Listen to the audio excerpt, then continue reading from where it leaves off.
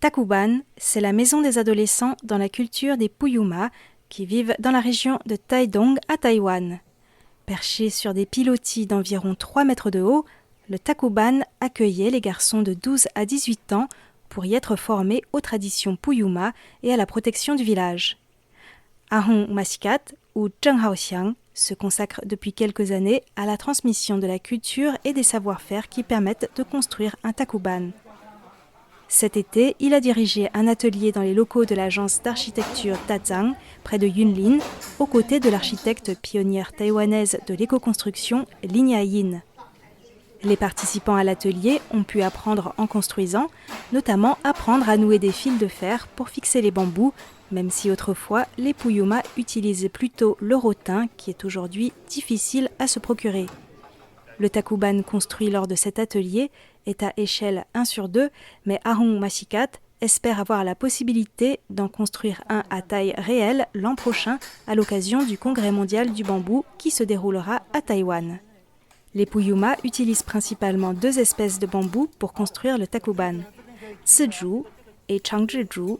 Le Tszhu étant courbé, il faut bien réfléchir à comment placer chaque bambou dans la structure et il faut parfois s'adapter aux caractéristiques du bambou. De nombreuses techniques ont été enseignées à l'occasion de cet atelier, mais pour Ahong Masikat, la construction du Tacubán ne peut pas être dissociée de la dimension culturelle. Sinon, la construction ne serait qu'une coquille vide. Le Tacubán a une place centrale dans la société Puyuma qui est structurée en fonction des classes d'âge, en particulier chez les hommes.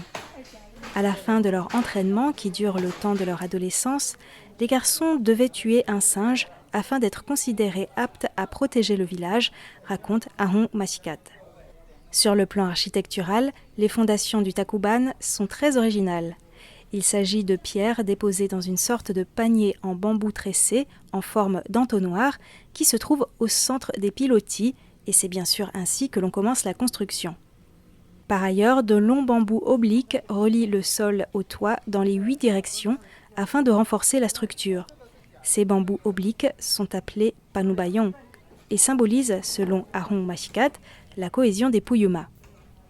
Bien qu'aujourd'hui les garçons Puyuma ne peuvent plus passer autant de temps qu'autrefois dans le Tacubán, Ahong Masikat s'efforce de faire revivre cette tradition en encourageant les garçons à y passer les week-ends.